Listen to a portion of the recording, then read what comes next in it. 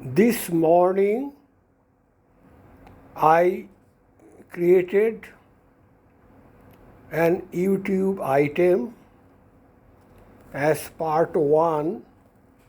Now I am reading the part 2 portion of the history of the Aryan race that was delivered by Swami Vivekananda,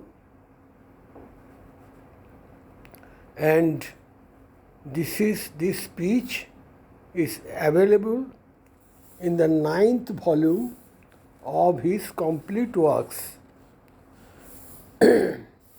Now I am starting the reading of the part 2 of the portion of the lecture, History of the Aryan Race. Then there were these various invasions.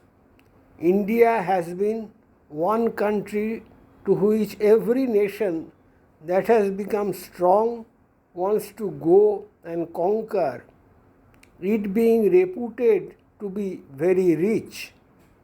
The wealth of the people had become a fable even in the most ancient history. Many foreign invaders rushed to become wealthy in India and conquered the country. Every one of these invasions destroyed one or more of these families, burned many libraries and houses, and when that was so, much literature was lost. It is only within the last few years that ideas have begun to spring up about the retention of these various religions and books. Before that, mankind had to suffer all these pillars and breaking down, all this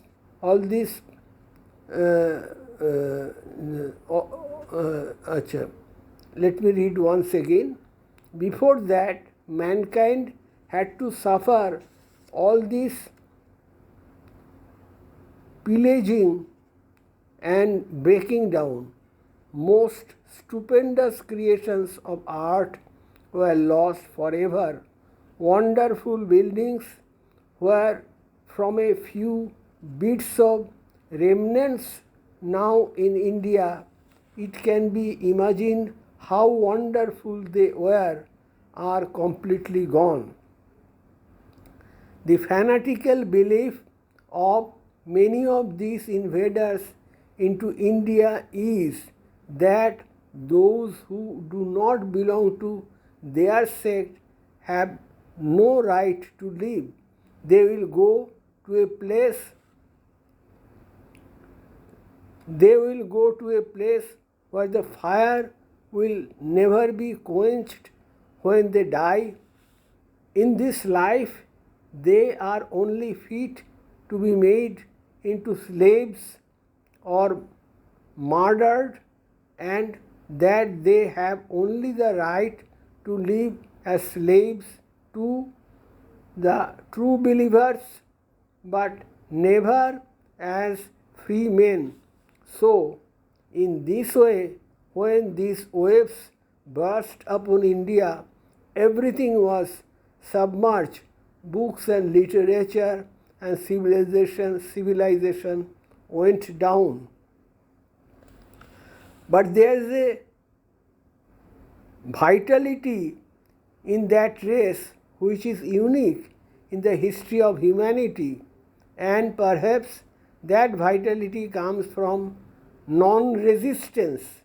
Non-resistance is the greatest strength. In meekness and mildness lies the greatest strength. In suffering is greater strength than in doing. In resisting one's own passions is far higher strength than in hurting others, and that has been the watchword of the race through all its difficulties, its misfortunes, and its prosperity. It is the only nation that never went beyond its frontiers to cut the throats of its neighbors. It is a glorious thing. It makes me rather patriotic to think I am born a Hindu, a descendant of the only race that never went out to hurt anyone and whose only action upon humanity has been giving and enlightening and purifying and teaching, but never robbing. 3/4 of the wealth of the world has come out of India and does even now. The commerce of India has been the turning point, the pivot of the history of the world. Whatever nation got it became powerful and civilized. The Greeks got it and became the mighty Greeks. The Romans got it and became the mighty Romans.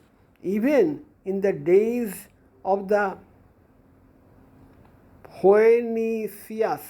Phoenicians, it was so. After the fall of Rome, the Genoese and the Venetians got it, and then the Arabs rose and created a wall between Venice and India, and in the struggle to find a new way there, America was discovered. That is how America was discovered, and the original people of America were called Indians or Injuns for that reason. Even the Dutch got it, and the barbarians and the English, and they became the most powerful nation on earth. And the next nation that gets it will immediately be the most powerful. Think of all this mass of energy that our nation displays. Where does it get it? In India, they are the producers and you are the enjoyers, no doubt. They produce this. The patient, toiling millions of Hindus under the whip and slavery of everyone, even the missionaries who stand up to curse the millions of India have been flattened upon the work of these millions, and they do not know how it has been done. Upon their blood, the history of the world has been turning since we know history, and we will have to turn for thousands of years more. What is the benefit? It gives that nation strength. They are, as it were, an example. They must suffer and stand up through all, fighting for the truth of religion as a signpost, a beacon to tell unto mankind that it is much higher not to resist, much higher to suffer, that if life be the goal, as even their conquerors will admit, we are the only race that can be called immortal, that can never be killed. Where are the Greeks today? They whose armies march over the whole world, gone thousands of years, nobody knows where, vanished as soon as the barbarians of the north came and attacked them.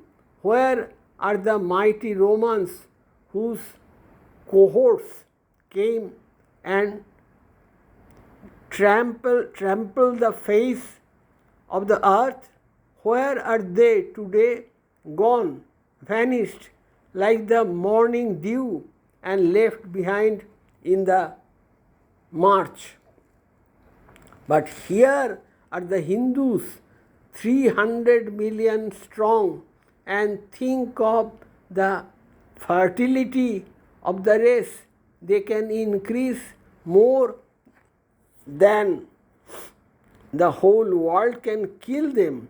This is the vitality of the race, although not belonging very much to our subject. I wanted to bring these things before you. Generally, the uneducated minds, the vulgar minds of every nation, like the vulgar mobs in every big city, cannot grasp, cannot see, cannot understand any fine movement, the causes, the real movement in this world of ours are very fine. It is only the effects that are gross and muscular. The mind is the real cause of this body. The fine movements behind the body is the gross, the external, but everyone sees the body, very few see the mind. So with everything, the masses, the brutal, ignorant masses of every race see a triumphant procession, stampeding horses, arms, and cannonades, and these they understand. But those fine, gentle workings that are going on behind, it is only the philosopher, the highly cultivated man or woman that can understand. To return to our Vedanta, I have said that the Sanskrit in which the Vedas were written is not the same Sanskrit in which books were written about 1,000 years later than the Vedas. The books that you read in your translations of poets and other classical writers of India, the Sanskrit of the Vedas are very simple, archaic in its composition, and possibly it has a spoken language. But the Sanskrit that we have now was never a spoken language, at least for the last 3,000 years. Curiously enough, the vast mass of literature was written in a language which was dead, covering a period of 3,000 years. Dramas and novels were written in this dead language, and all the time it was not spoken in the homes, it was only the language of the learned. Even in the time of Buddha, which was about 560 years before the Christian era, we find that Sanskrit has ceased to be a spoken language. Some of his disciples wanted to teach in Sanskrit, but the master studiously refused.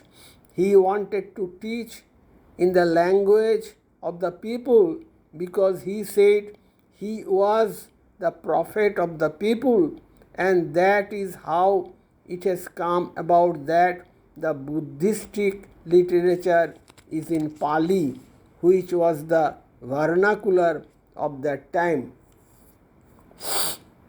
This vast mass of literature, the Vedas, we find in three groups. The first group is the Samhitas, a collection of hymns. The second group is called the Brahmanas, or the group dealing with different kinds of sacrifice. The word by Brahmana by usage means what is achieved by means of the sacrifice, and the other group is called the Upanishads, that is sittings, lectures, philosophic books.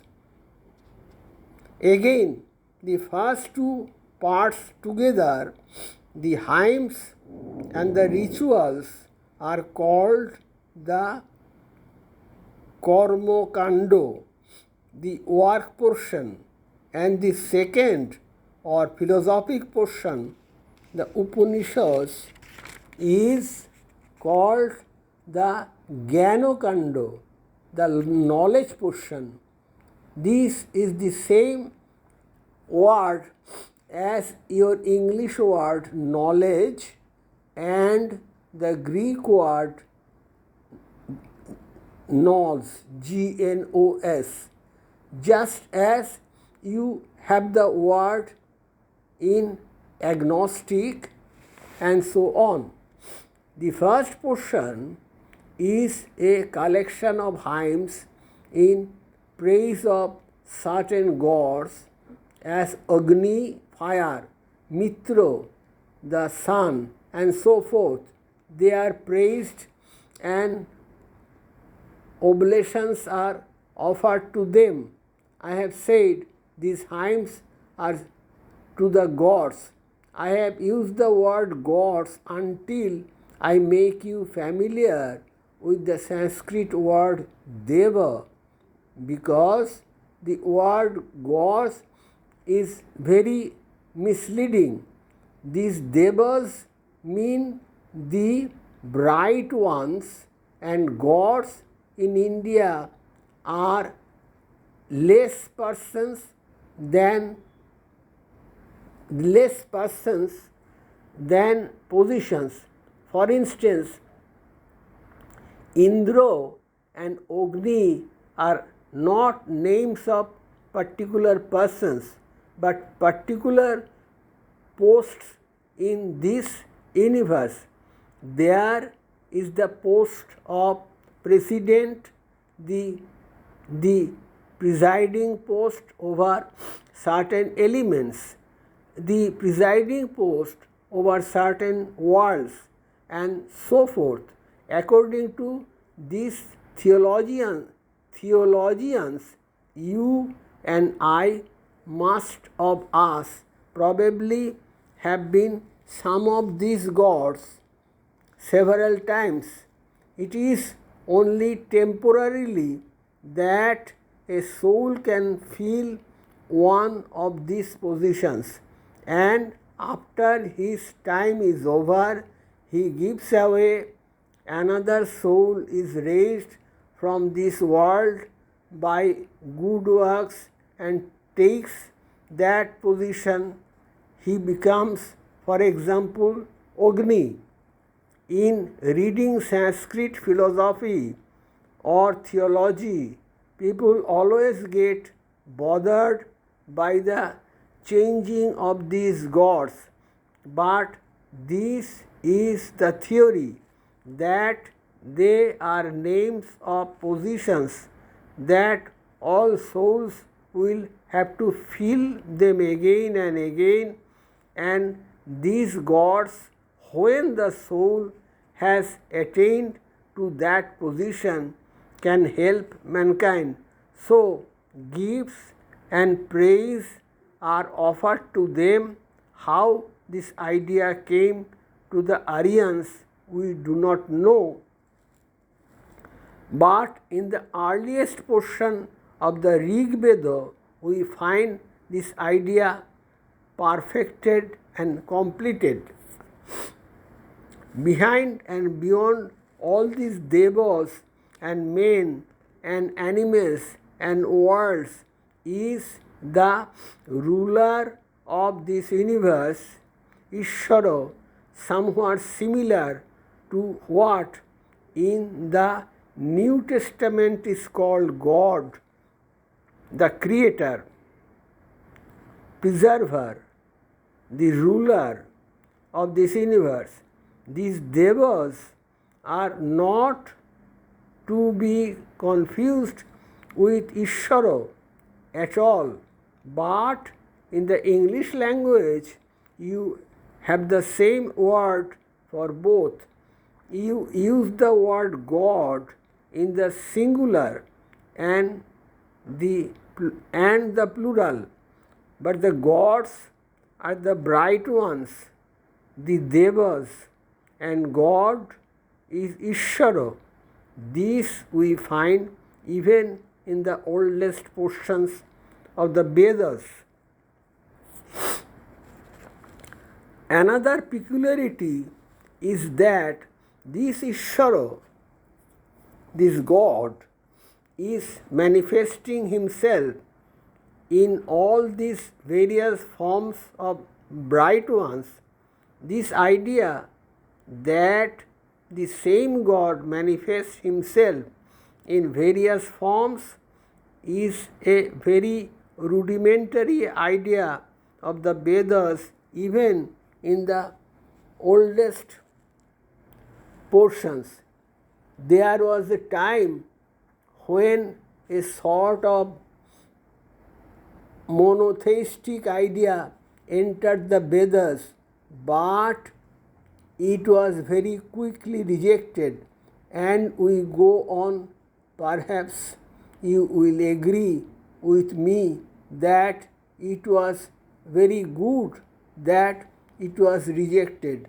So we find in these oldest portions of Samhitas that there were these various devas being praised as the manifestations of someone very much higher than they had left behind, so that sometimes each one of them was taken up and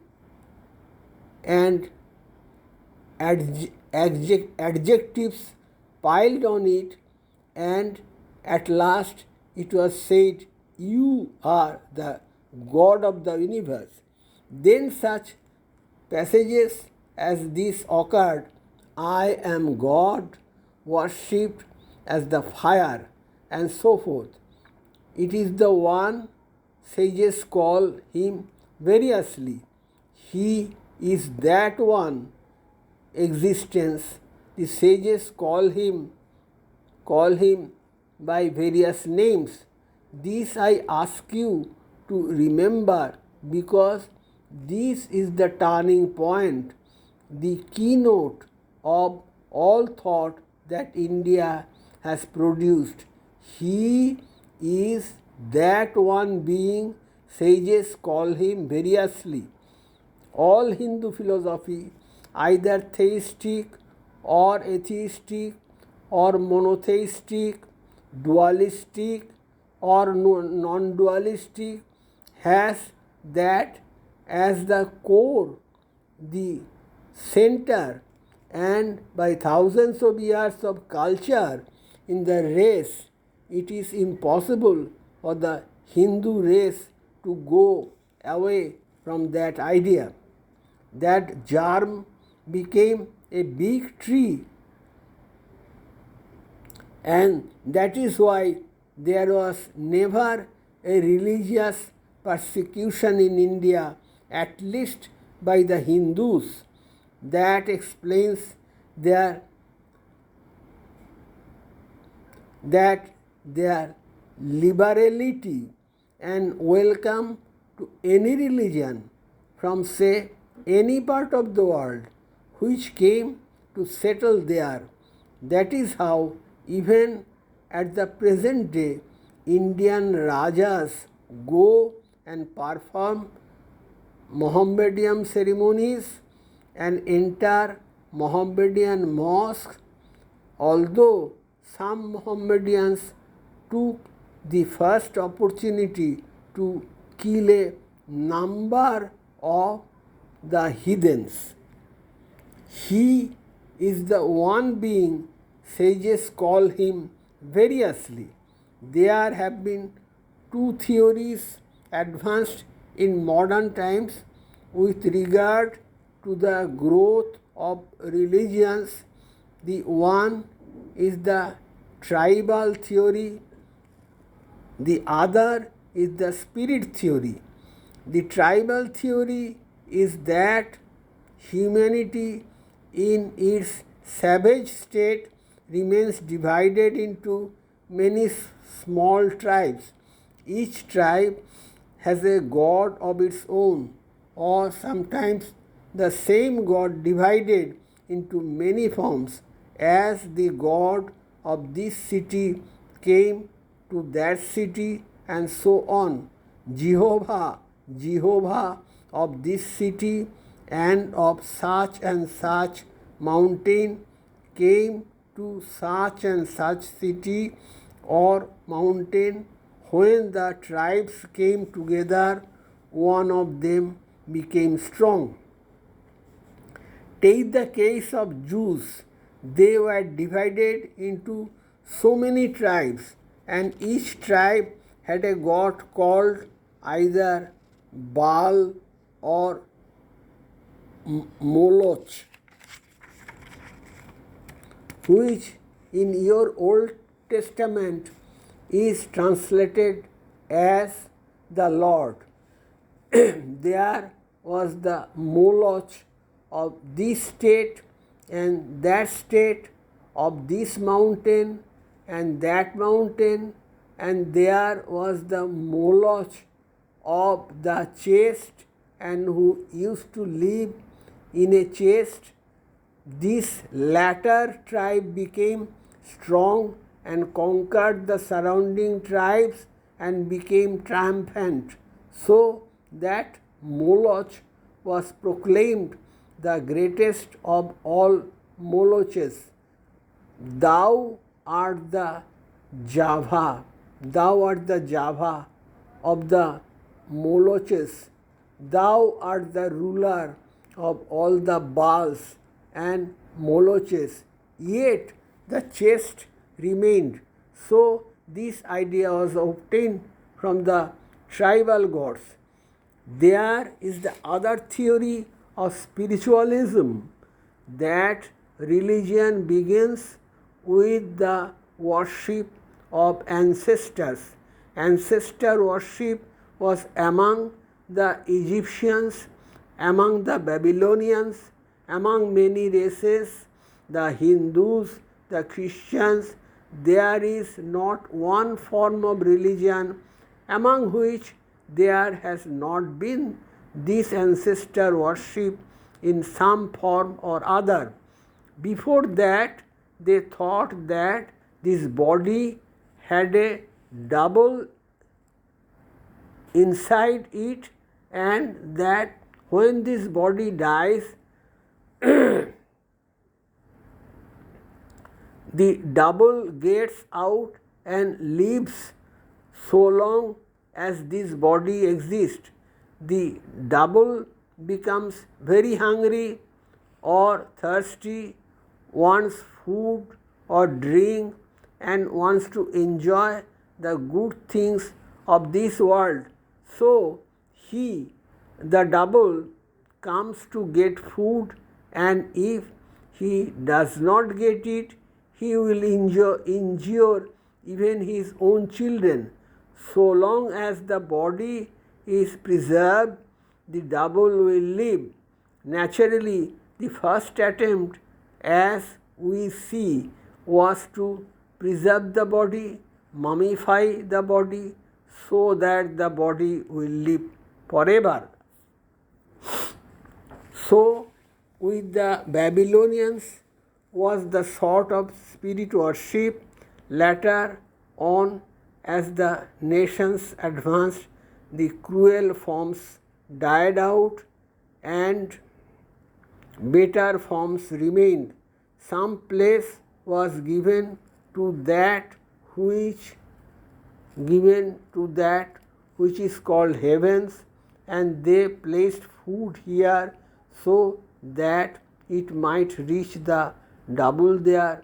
Even now the pious Hindus must one day a year at least place the food for their ancestors, and the day they leave off this habit will be a sorry day for the ancestors.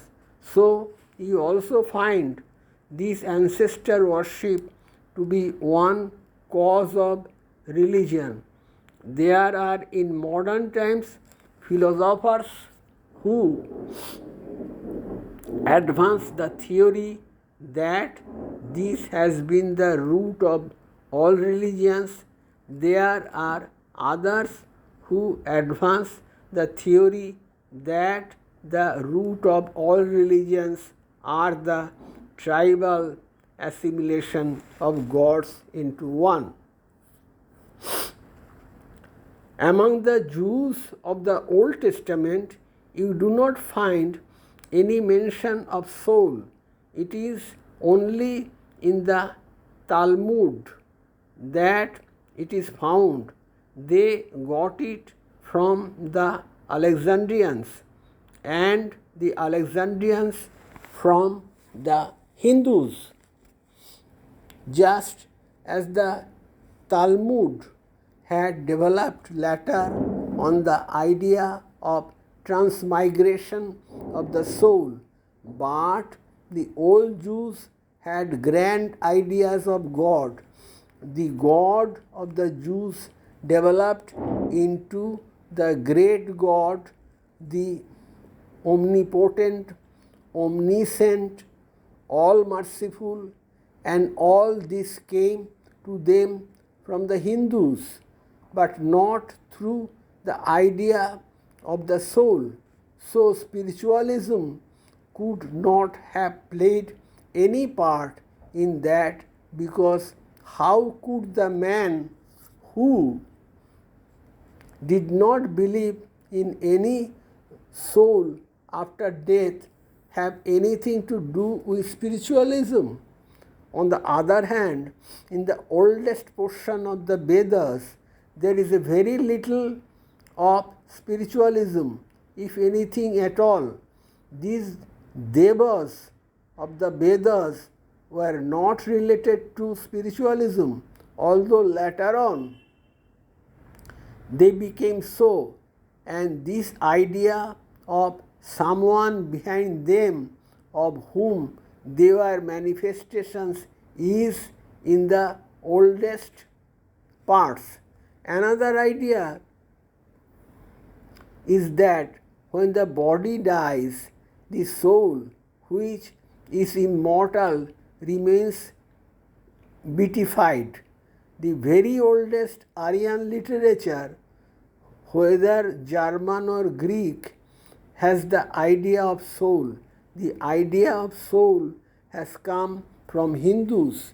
Two people have given all the religion to the world, the Hindus and the Jews, but it is only with the Hindus that the idea of soul comes at first, and that was shared by the Aryan races.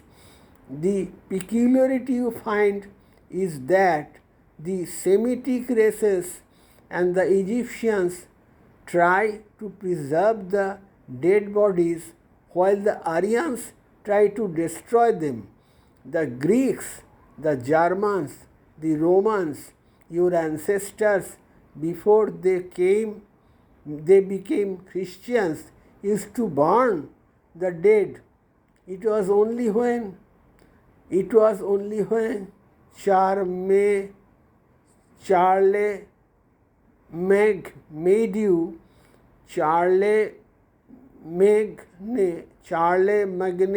made you Christians with the sword, and when you refused, he cut off a few heads, and the rest jumped into the water.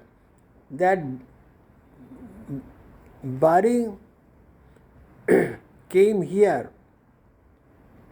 You see at once the metaphysical significance of burning the dead. The burning the dead can only remain when there is no idea of the soul and the body is all. At best, there came the idea later on that this very body will have another lease of life after so many years. Mummies will come out and begin to walk the streets again. But with Aryans, the idea was from the first that the soul is not the body but would live on. There are some old hymns in the Rig Veda.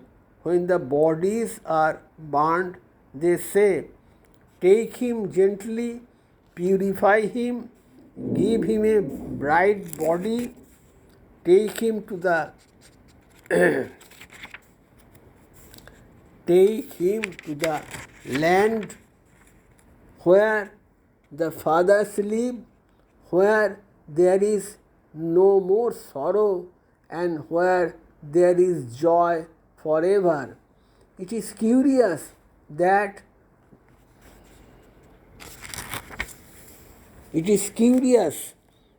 that though in modern times many hideous and cruel forms of religion crept into India, there is one peculiar idea that divides the Aryan from all other races of the world, that their religion in the Hindu form accepted this Indra as one with the ultimate reality.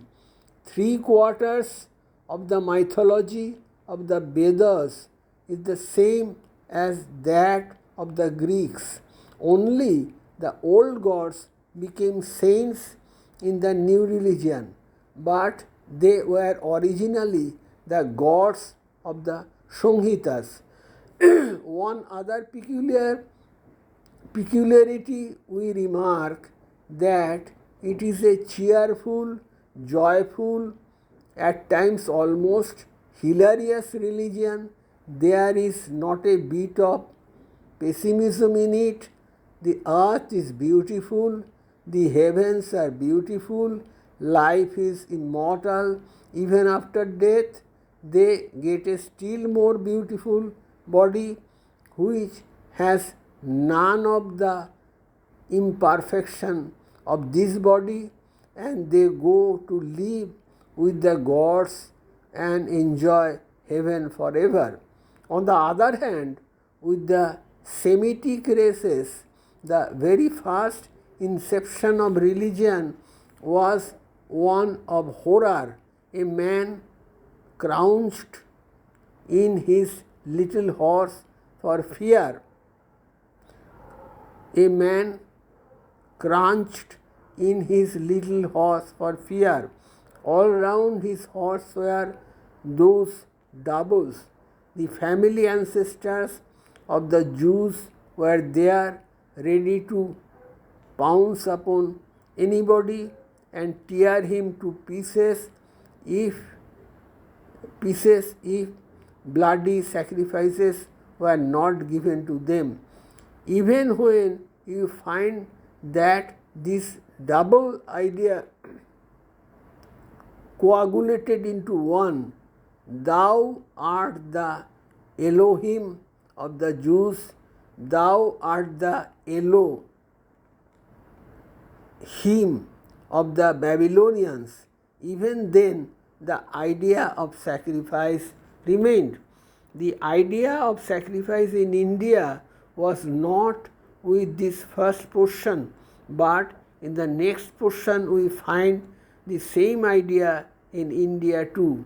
In the Brahmanas, the idea of sacrifice was originally simply giving food to the gods, but gradually it was raised and raised until it became a sacrifice to God. Philosophy came in to mystify it still more and to spin webs of logic round it. Bloody sacrifices came into vogue. Somewhere we read that 300 bullocks have been roasted, or the gods are smelling the sacrifices and becoming very glad. Then all sort of mystical notions got about how the sacrifice was to be made in the form of triangle or square, a triangle within a square, a pentagon, and all sort of figures. But the great benefit was the evolution of geometry, when they had to make all these figures, and it was laid down strictly how many bricks should be used and how they should be laid and how big they should be. Naturally, geometry came into being. The Egyptians evolved geometry by their irrigation. They made canals to take the Nile water inside their fields, and the Hindus by their altars. Now there is another particular difference between the idea of sacrifice in India and that of the Jews. The real meaning of sacrifice is worship, a form of worship by oblation. At first it was simply giving food to the bright ones or the higher beings that had gross food, just as we have. Later on, philosophy stepped in, and the idea came that they, being higher beings, could not eat the same food as we do. Their bodies are made of finer particles. One body cannot pass through a wall. Theirs find no resistance in gross material. As such, they cannot be expected to eat in the same gross way as we do. Some parts of the transcription of the remaining portion of this lecture recorded by Mr. J.J. Goodwin were found in a severely damaged condition. Hence, we have reproduced below only the legible fragments of they appeared in the original. O Indra, I offer you this oblation. O Agni, I offer you this oblation. The answer is that these words have a mystical power in Sanskrit, and when a man in a certain state of mind pronounces these words, he sets in motion a set of psychological causes, and these causes produce a certain effect. That is the evolution of thought. To make it clearer, suppose a man was childless and wanted a son. He worshipped Indra, and if he got a son, he said Indra gave him the son. Later on, they said Indra did not exist. Who then gave him the son? the whole thing is a matter of cause and effect. They said it was not giving the god food, but simply laying my sins upon the head of another victim. My sins go upon the goat's head, and if the goat be killed, my sins are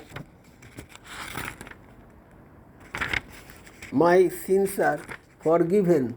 The idea of sacrifice of the Jews never entered India, and perhaps that has saved us many a pang, many a trouble.